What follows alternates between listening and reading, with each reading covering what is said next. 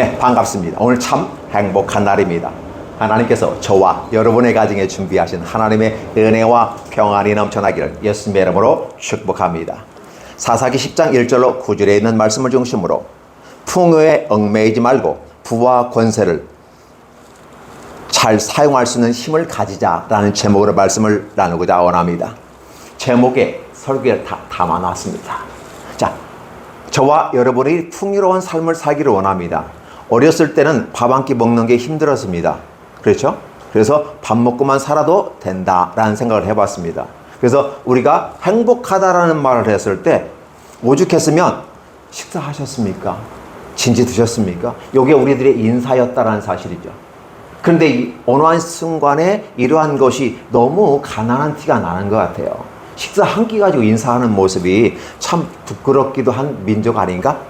세계에서 가장 가난한 나라 아닌가? 6.25 전쟁 이후에 결국은 핍절한 상태에서 한국은 시작했습니다.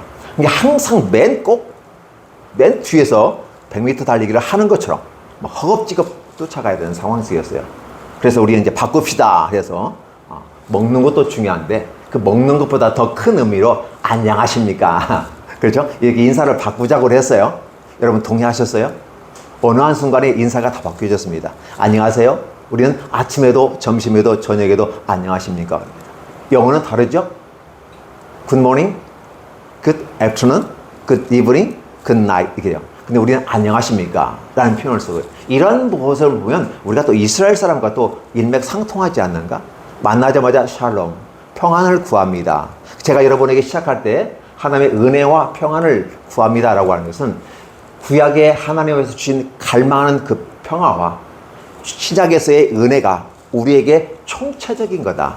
신약과 구약을 다른 말로 표현하면 이렇게 표현할 수 있기 때문에 바로 신약과 구약의 축복을 여러분의 있기를 축원합니다. 축복합니다라는 말로 함께 하는 것입니다. 그래서 우리는 안녕하십니까? 이러한 단어 속에서 편하게 쉴 수 있고 내 삶이 행복한 삶을 살기에 적절합니까? 당신은 어떻습니까? 이런 질문들이 있거든요.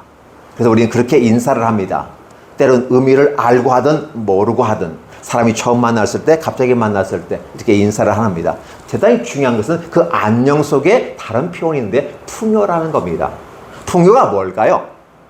그래도 영어에서 이렇게 be fruitful 이렇게 씁니다. fruit이라는 건 단어잖아요. 그 과일이잖아요. 농산물, 생산물이거든요. 농사를 지어서 많이 얻은 그렇죠? 그 풍요로움을 be fruitful이라는 표현을 쓰게 되고 그것만이 아니라 and increasing number 이게 수에서도 확장되는 걸 얘기합니다. 하나님께서 저와 여러분에게 이 땅에서 복을 주셨을 때 이건 창세기에 기록된 내용이에요. 충만하라. 그죠? 풍요롭고 충만하라. 이렇게 했을 때 우리가 먹을 게 많아지는 상태. 우리 곡식이 생산물이 많아지는 상태. 그리고 우리의 자손들이 수가 많아지는 상태. 이것을 축복, 평안이라고 말합니다.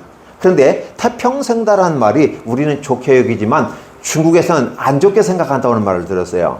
오직 중국은 전 세계 중심이고 그래서 태평생들을 이룬다고 했을 때 우리는 모든 백성들이 굶주림 없이 행복하게 살아간다고 하는데 중국은 그 태평생이 아니라 주변의 국가를 지배해서 내 수하에 쳐넣고 내 통제하에 집어넣었을 때 태평생다라고 말합니다. 그러니까 우리가 말하는 태평생대하고 그들은 달라요. 중국은 오직 자기들이 지구의 중심이고 모든 민족은 자기 속 안에 있을 때 비로소 태평성대라. 만약에 오랑캐로 옆에 있다 할지라도 자기의 권한 안에 들어오면 태평성대이고 옆에서 깐족거리면서 국지전을 벌이면 이건 태평성대가 아니라는 겁니다. 이게 같은 단어를 써도 다르다는 것이요. 이게 중국의 생각을 우리가 잘못 오해하는 경우가 많다. 그럼에도 불구하고 우리는 한반도의 처한 이 땅 위에서 수없이 강대국들로부터 침해를 당했습니다. 세상이 이렇게 역사적으로 강력하게 강펀치를 맞고도 살아남았는 한국이 기적 같다라는 말을 쓰게 됩니다. 한국은 어떤 민족이기에 그렇게 살아남았단 말인가? 그리고 아울러 이제 가장 꼴찌를 출발했잖아요. 그죠? 그래서 박정희 대통령이 딱 가니까 제가 이 말 한번 저번에 들은 적이 있습니다. 저 유튜브에 들은 얘기 있는지 아닌지는 모르겠어요. 사실 확실하지 않은데 그 유튜브의 내용에 따르면 이렇게 표현하고 있어요. 대통령이 가장 강력한 부유한 나라 대통령을 만나보니까 어떻습니까? 이게 군인이잖아요. 별 문제 없어요. 괜찮습니다. 좋았습니다. 근데 미국에 이민 간 그 동포들이 하는 소리가 다음에는 가난한 나라, 전 세계에서 가장 지지리도 못 사는, 아프리카보다 못 사는 이런 나라의 대통령은 다시는 대한민국에 오지 마십시오. 저들은 비웃습니다. 찢어지게 가난한 나라 대통령이 와가지고 무슨 폼 잡고 다니냐고. 이런 말을 듣고 대한민국의 경제를 살려야 되겠다라는 생각을 박정희 대통령이 했다고 그래요. 이 말을 들으면 또 다른 사람들은 어떻게 해요? 보수적인 발언이니까 이렇게 하는데, 그런 진보와 보수를 떠나서 가난하고 힘드는 이제 세계에서 가장 꼴찌로 출발하는 이런 우리들의 모습 가운데 있었던 우리를 하나의 토대를 놓을 수 있는, 그래서 고속도로에 역사적 사명을 띠고 목숨 걸고 했고, 울산의 그 뻘박 같은 그곳에 중공업단지를 세우고 미친 짓이라는 거예요. 미친 짓.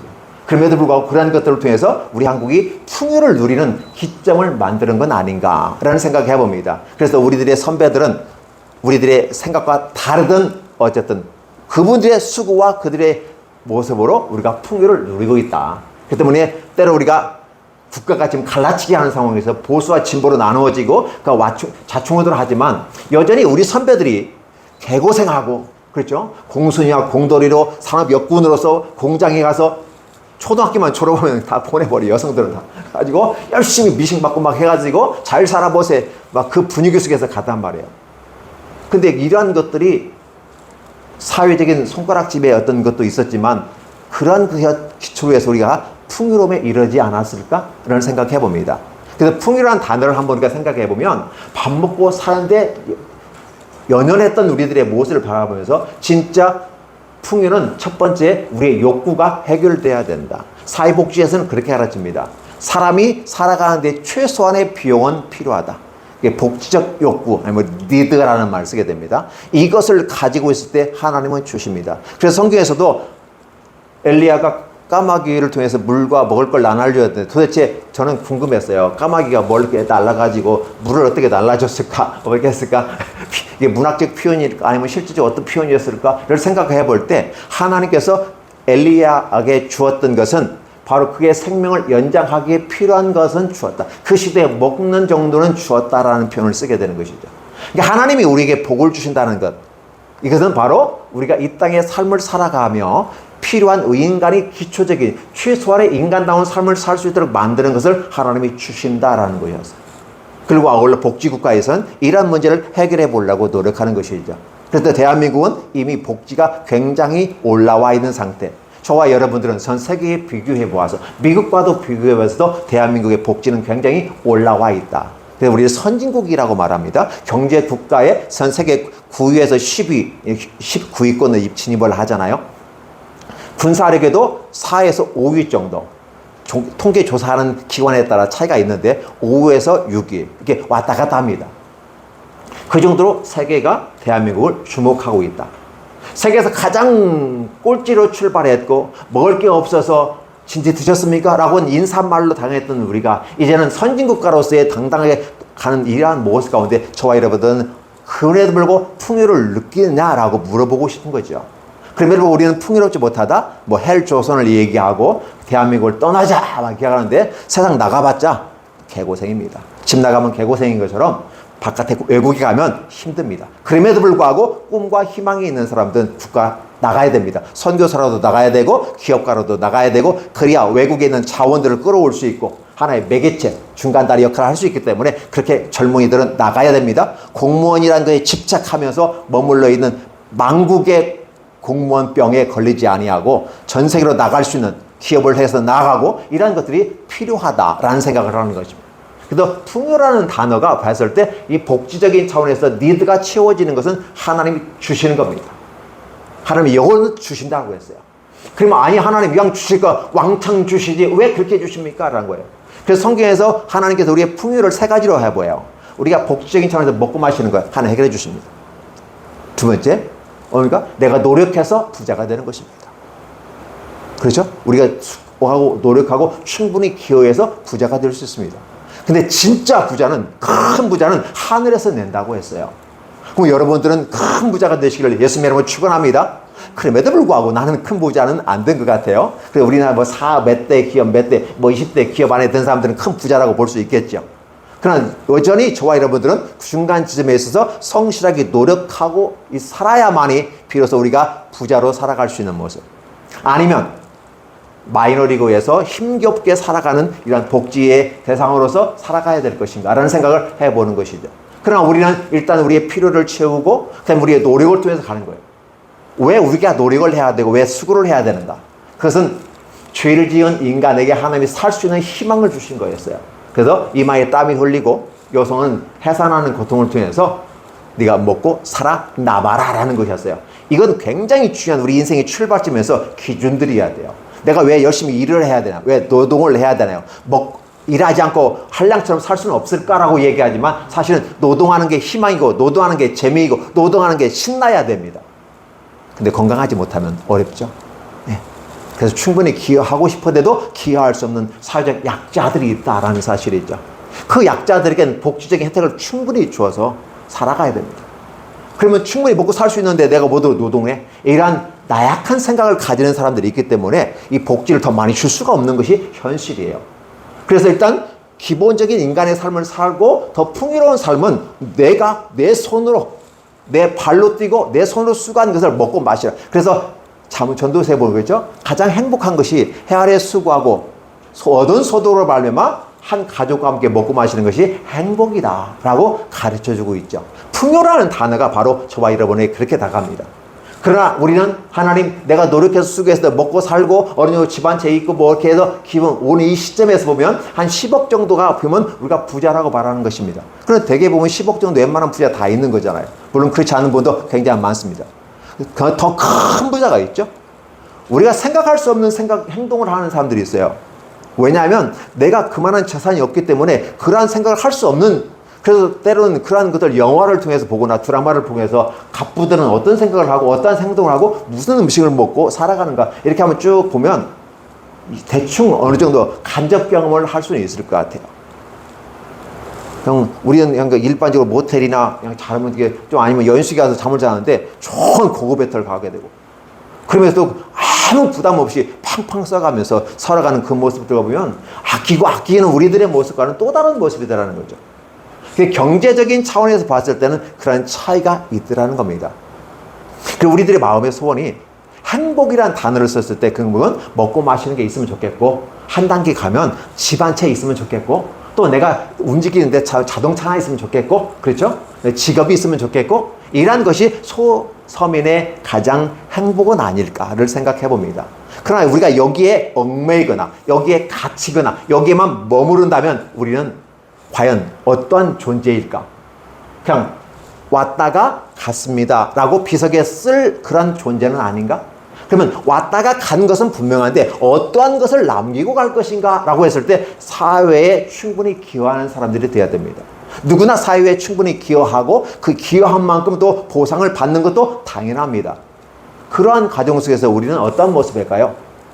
나는 내가 가진 부와 권세. 이게 부와 권세라고 하는 부분 속에서 우리가 노동하고 수고한 금액이 있습니다. 이 금액을 먹고 마시고 남는 걸 잉여 재산이라고 하죠. 그 잉여 재산을 또 저축하고 그래서 뭐예요? 자본을 만드는 거죠. 그래서 자본주의가 형성됩니다. 자본주의는 좋은 겁니다.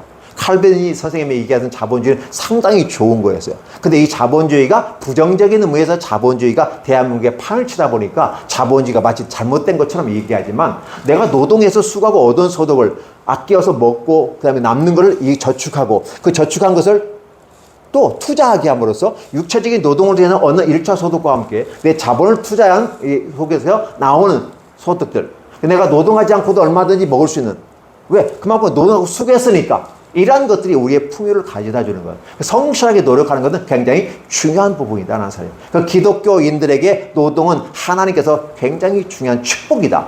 칼빈 선생은 그걸 직업적 소명론을 보면서 내가 하나님께서 선택되었다면 넌 직업으로의 부르심을 받은 거다. 목사로 단지 종교적인 상황에서 목사와 신부 이런 식의 그때 당시의 모습을 부름받은 게 아니라 어떠한 직업으로 해든지 하나님 불러주셨다. 그 직업의 현장 속에서 왜 하나님의 사랑을 전파하는 거야. 목사이기 때문에 하나님의 소명을 받은 것이 아니라 목사는 하나의 직업의 종류 중에 하나로서 하나님의 사랑을 추천하려고 복음을 전하려고 영적인 부분에 섬기려고 하기 위해서 세운 게 목사란다면 여러분들은 삶의 현장 속에 직업을 가지고 그 직업을 통해 얼마든지 노동하고 수고해서 얻은 소득으로 말미암아 행복하고 사랑을 나눌 수 있다면 이 또한 하나님이 불어주신 것은 아닌가. 칼빈 쌤은 그렇게 얘기하고 있다는 거예요. 노동의 신선함과 아주 긍정적인 부분에서 홍보하고 있고 확대하고 있고, 그래서 우리가 행복한 삶을 살며 남에게 손을 벌리지 않고 오히려 남에게 줄 수 있는 사람이 되기를 원하는 거죠. 그렇게 열망이 있음에도 불구하고 할 수 없는 사회적 약자들은 당연히 우리는 도와야 되는데 그걸 가지고 소비적이고 왜 쓰레기 낭비 뭐 이런 식의 아주 비아냥거리면서 하는 그러한 3.4%의 아니란 사악하기다고 표현해 볼 수 있을까요? 또 같은 인간으로서 자신들도 그렇게 될 수 있는데 교통사고나 장애를 입을 수도 있잖아요. 그럼에도 불구하고 장애를 당한 사람들을 무시하는 이런 일들이 굉장히 많이 있는 거죠. 그러니까 우리들이 봤을 때 이 세상은 총체적인 부분이 있지만 긍정적이고 희망에 찬 모습을 바라보고 나가는 것이 굉장히 중요하다라는 생각을 해보는 것이죠. 그 여러분들이 지금 교회 왜 나왔습니까? 잘 먹고 잘 살기 위해서. 잘 살아보세요. 이것이 우리의 또 새마을운동이 전 세계에 또 하나의 잘 살아간 선진국가의 샘플을 기초로 해서 이걸 하면 우리도 잘 살 수 있다라고 해서 막 따라가고 있습니다. 좋은 현상입니다. 맞죠? 그럼 과연 잘 먹고 잘 살려면 뭐 할 건데? 라는 생각을 해보는 거죠. 그 다음 또 내가 교회 나온 건 잘 먹고 잘 살기 위해서 왔고 행복하려고 왔는데 내가 소득이 3만 불 이상이 돼서 나 잘 돼, 형통해, 풍요로워, 나 부자야, 딱 큰 부자가 됐어. 이런 상황 속에서 하나님에 대한 열망이 식어지고 있는 거죠. 내가 하나님 만나러 온 건 뭔데? 잘 먹고 잘 살고 기초적인 문제 해결되고 내가 사회적 형성에서 내가 더 큰 부자가 됐어. 그렇다 보면 이것을 주신 분이 누구다? 하나님이라는 사실을 인정하고 나간다면 그 사람은 겸손한 사람이고 성실하게 살아가는 사람이에요. 같은 기업을 운영한다 할지라도 그러한 기업가는 대단한 사람이에요. 저는 얼마 전에 매스컴에서 이런 걸 봤어요. 어느 회사에서 자기 회사 직원들에 대한 학생들에게 300만 원씩 장학금을 주는 걸 봤어요. 얼마나 좋은지 몰라요. 자기 회사 직원들에게 주고 또 좋은 거고 자기 회사 직원 아니어도 또 얼마든지 기호해서 하는 이 기업들도 있더라는 거죠. 물론 안 좋은 기업들도 있죠. 되게 영화나 드라마 나오는 기업들은 되게 안 좋은 샘플의 전형적인 모습으로 이 세상에 해악을 끼치는 기업가로 나며 최소의 비용을 통해서 그렇죠? 최대 효과를 이룬 기업의 어떤 가치를 실현해 보는데 문제는 뭐냐면 최소의 비용은 치워야 되는데 그것마저도 안 치우고 날로 먹으려고 하는 기업가들도 있더라는 거죠. 합병하면서 남의 걸 다 빼앗아가는 그렇죠? 이러한 것들을 바라보면서 우리는 다시 한번 우리들의 가치를 생각해 봐야 되겠다. 세상적 가치와 기준으로 말하면 행복을 추구하는 것이 아니라 진정 하나님이 원하시는 부분 속에서 우리가 가야지 않을까라는 생각을 해보는 것이죠. 그래서 오늘 저와 여러분들이 풍요를 이루어가고 있습니까? 그 풍요를 더 많이 누리십시오. 경제적인 풍요를 누리십시오. 그리고 더 이러한 모든 것들로 말하면 여러분들이 부를 축적할 수 있고 권세를 가질 수 있을 것입니다. 그 다음은 이 부와 권세를 가졌을 때 우리는 어떻게 할 것인가라는 부분이에요. 그 권세를 잘 사용하느냐 못 사용하느냐에 따라서 하나님이 우리를 심판합니다. 그러니까 우리가 잘 먹고 잘 살고 어느 일정 궤도까지 올리시는 건 하나님이 우리를 이렇게 올려주십니다. 문제는 뭐냐, 올라온 상태에서 하나님 우리를 시험해 하신다는 사실이에요. 애굽에서 출발했던 그들, 사막에서 40년 동안 헤매고 훈련을 받았던 그들, 젖과 꿀이 있는 땅에 딱 집어넣고 하나님은 테스트하고 있다는 거예요. 오늘 사사기의 부분이 바로 그러한 부분에 있다는 사실입니다. 그 여러 사사들이 쫙 전철되는 가운데 오늘 어떻게 해요? 돌라와 야일이란 23년과 20년에 다른 사사들은 되게 40년 동안 평온하에 있더라. 다스리는 동안 이렇게 표현하잖아요. 근데 이 두 사람은 합쳐도 45년이야. 근데 첫 번째 돌라 같은 경우는 특별한 게 없어요. 그렇기 때문에 거기에서 하나님을 떠났다는 표현도 없어요. 참 행복한 시대. 저는 이걸 일부 예배에서 이렇게 했습니다. 구원의 시대를 살아가는 사람들 행복감이라고 했습니다. 그러나 그 행복감에 머물러 있고 그 다음 사사 야일이 나옵니다. 영어에서는 쥐어라는 말을 쓰는데 야일로 한글에서는 써 있어요. 이 야일이 바로 30명의 아들들이 있는데 그 30명의 아들이 다 나귀를 다 따르게 해요. 그리고 아울러 30개 성읍을 통치했다라는 말을 쓰고 있어요. 근데 그들이 어떻게 살았다는 말표는 있지 않아요. 이 성경 보면 때 난감한 게 그냥 그래 충분히 사회에 기여하고 사사니까 이스라엘을 구원한 사람이니까 당연히 충분히 기여한 그냥 보상을 받고 행복하게 살아가는구나. 근데 이 나귀를 탔다는 말은 당시 귀인들이 탑니다. 아무나 못 하는 거예요. 그리고 30개 성읍을 관리했다고 하는 것은 요즘 말로 보면 어떻게 돼요? 기업을 운영하는 거죠. 예전에는 신분 사회였기 때문에 귀인이라는 말을 쓸 수가 있어요. 귀한 신분 이렇게 쓸 수 있죠. 근데 지금 귀한 신분은 없어요. 누가 귀한 신분이에요? 돈 많으면 귀한 신분이야. 그럼 어떻게 해요? 지금 경제적인 부분에서 재벌들이 귀한 신분이 된 거죠. 요즘 말로 말하면 어떻게 해요? 자동차를 몰더라도 최소한 억대 넘어간 자동차를 모는 정도의 모습과 비교해 볼 수 있습니다. 그리고 기업들을 운영하는 이런 모습 가운데. 그렇죠? 아니면 교회로 말하면 5천 명 이상, 10,000명의 어떤 메가처치를 운영하는 그런 목사님들일 수도 있을 것입니다. 근데 이들이 어떠한 삶을 살았다고 전혀 언급하지 않아요. 단지 30이 나귀를 탔고 성읍을 다스렸다 이렇게 쓰고 있거든요. 그 뒤에 부분과 연결시켜서 이거 봐야 돼요. 무슨 소리냐면 나귀를 타고 성읍을 다스린 것까지 충분히 기여한 만큼 보상을 받는 것은 좋아요. 아버지가 열심히 했으니까 자식이 받는 것까지 좋아요. 그러나 문제는 그들이 아버지가 수고한 노력한 걸 통해서 자식이 받으면서 그 가치를 인정하지 못하고 재산적 가치, 경제적인 것만 풍요로움만 누리고 살았다. 자기들만 생각했다. 주변 사람들 생각하지 않았다. 일부에서 제가 한국교회 세습 문제를 언급했습니다. 한국교회가 5천명에서 10,000명 메가처치가 모였을 때 세습이라는 문제에 부딪히게 됐습니다. 시위하고 물러가라. 세습은 안 된다 라고 했습니다. 그러나 기억해 주시건 세습은 성경적인 거예요. 합당한 거예요. 아버지가 자기의 어떤 가업이나 기술을 자식에게 전수하는 것은 장인의 전통을 따라가는 거예요. 잘못된 게 아니에요. 좋은 거예요. 가난한 교회, 적은 교회, 개척교회, 아버지가 30년 동안 개고생하면서 했는데도 교회가 부흥되지 않았어. 그런데 그 자식이 또 이어서 한대. 안쓰러워가지고 괜찮아요, 괜찮아요. 이게 시비 거는 사람 아무도 없어요. 근데 문제는 뭐가 알죠? 대형교회. 거기엔 돈이 있고 권력이 있고 힘이 있고. 그 자체도 잘못된 건 아니에요. 법적인 하자가 없어요. 그럼에도 불구하고 이 시대의 시대 정신에 어긋나는 거죠. 뭘까요? 공산당이 싹쓸이 와가지고 공산당 자기들만 잘 먹고 잘 살고 백성들은 다 굶어 죽게 만들어잖아요. 그렇죠? 기업가들 1대, 2대, 3대 그 기업가들도 굉장히 고생을 했단 말이에요. 근데 1대 그 다음에 넘어가면서 뭐예요? 2대, 3대로 넘어가는 그 과정에 문제가 심각해져요. 그때 당시 기업부들은 어때요? 지금 3세대, 그 재벌 3세라는 말 많이 쓰잖아요. 재벌 4세까지도 좀 있으면 나올 겁니다. 재벌 3세까지 갔단 말이에요. 근데 거기에서 많은 사람들이 어떤 문제가 발생해요? 힘겨움의 문제가 발생해요. 자, 이 문제 가지고 가면 큰 문제가 되지 않거든요. 우리가 우리의 역사를 공부하면 음서제도라는 게 있어요. 시험을 안 보고도 관직에 나갈 수 있는 거. 고위 관직이든 자기 자녀들을 이렇게 대고 같이 집어넣어 버리거든요. 그러다 보니까 제한된 그 일자리에 국가 관직에 결국은 제한된 그 고관 대작들이 자녀들이 다 차지하게 되고 끼리끼리 사촌, 사돈까지 다 연결시켜서 딱 갖다 다 집어넣었단 말이에요. 그러니까 남는 자리가 몇 개 안 돼. 몇 개 안 되는 그 가운데 서면들이, 양면들이 열심히 공부해가지고 막 어떻게 해요? 진짜 하늘의 별 따기로 들어가는 거죠. 이런 모습처럼 보이니까 우리는 뭐냐는 거예요.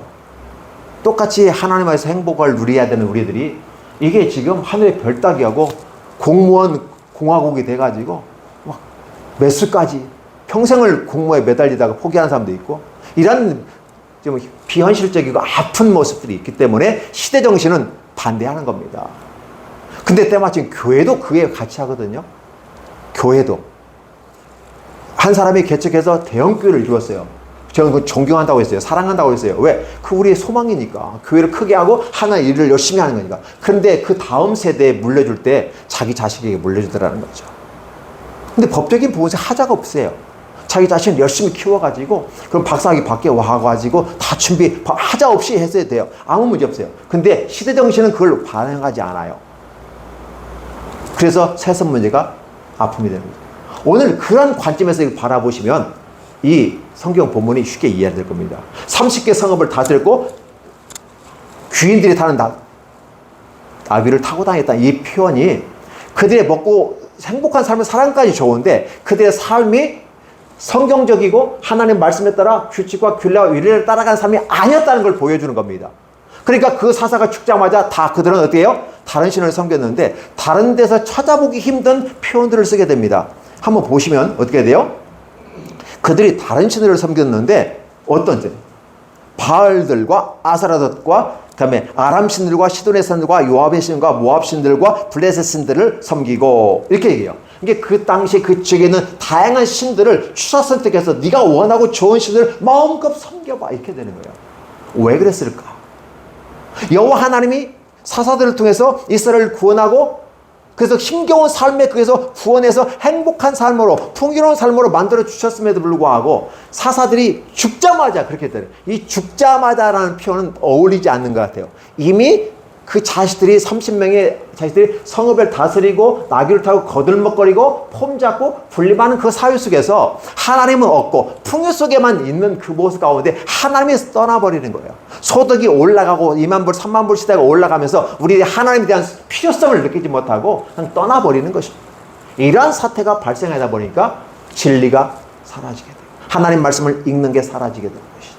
하나님 말씀을 읽으면 지혜가 열리지고 길이 열고 보여집니다. 우리의 영안이 열리지. 근데 성경을 읽기 필요도 없어요. 기도도 하지 않아요. 이런 모습들이 우리에게 다가오면서 결국은 결과적으로 사사가 죽자마자가 아니라 이미 사사가 죽기 이전에부터 그 자식들이 한 행위를 볼 때 이스라엘 전체 사람들이 함께 보고 모델링 삼아서 갈 모습은 아니었다. 달리 말하면 오늘 한국 교회가 잘 먹고 잘 사는 이런 모습 가운데 대형교회가 세워지고 그 안에 폼 잡는 모습이 다음 세대의 시대 정서는 세습을 하지 말자라고 하시면 그렇다면 깨끗하게 하나님께 내게 주신 것도 감사한 것이고 이게 준 것도 은혜고 그래서 이제는 내 아들 박사학위 받았으니까 그냥 개척하면 시키면 되는 거고 근데 굳이 그 아들을 갖다 자기 자리에 심어놓고 그 아래 분림하게 하려고 하고 그 영화를 유지하게 하려고 하는 그런 모습은 아닌가 라는 의구심이 들어가는 이 모습들 이 성경 본문을 그렇게 바라볼 때 아 그렇구나 라는 거예요. 그렇게 되면 외국에서 박사학위까지 받아가지고 충분히 다른 사람하고 경쟁해도 이길 수 있는 그 사람 어디다 갖다 놔도 그리고 그 정도의 큰 교회에서 얼마든지 지원해서 잘 살아갈 수 있게 만들고 다른 사람이 이 큰 교회에서 담임할 수도 있는 교회인데 그것을 자기 자식에게만 밀어버리니까 이 사회가 용납을 하지 않는 겁니다. 교회에서도 용납하지 않고 믿지 않는 사람들조차도 용납하지 사회에서 시위하고 있는 거예요. 법적인 부분에 하자가 없으니까 그냥 무야무야지는 겁니다. 문제는 뭐냐면 법에서 하자가 없어요. 아니 내 자식이 성읍을 다 하고 오늘 나귀타는 거 내가 누리는 건 아무 상관이 없잖아요. 그런데 그걸 바라보는 국민들은 하나님을 떠났다라는 거예요. 그러자마자 자기들이 신을 좋아하는 신들을 섬기기 시작하는 거죠. 이게 오늘 성경 본문이라는 거죠. 그럼 그들의 부와 권력을 착한 일을 하고 선한 일을 하게 하는데 충분히 훈련되지 않는 사람들이 있다면 그 다음 세대가 있을까? 한국 교회가 다음 세대를 얘기합니다. 다음 세대를 목사님 기대할 수 있을까요? 현 상황으로 가면 다음 세대가 없어요. 사사기에 있던 역사의 현장이 한국 교회로 될 겁니다. 물론 하나님은 교회를 지키실 겁니다. 아합 시대에도 하나님은 교회를 지켰어요. 엘리야가 말합니다. 나밖에 없습니다. 하나님은 걱정하지 마. 바알에게 무릎 꿇지 않은 70명을 내가 70명이에요? 700명이에요. 숨겨놓았다는 말을 쓰고 있어요. 하나님 얼마든지 하나님의 백성들을 교회를 이끌어 가셔요. 그런데 그 시대에 아합 시대 교회가 거의 핍절됐다. 선지자 잡아 다 죽이거든요. 예배 못 드리게 하고 바알신을 섬기고 아수라신을 섬기고 주변의 신들을 섬기게 만드는 이런 모습 가운데서 결국은 힘겨움의 시간들이었다라는 표현을 쓰게. 오늘 보면 아예 신들을 적나라하게 깔아놓고 있어요. 여호수아는 이렇게 말합니다. 수많은 신들이 있다.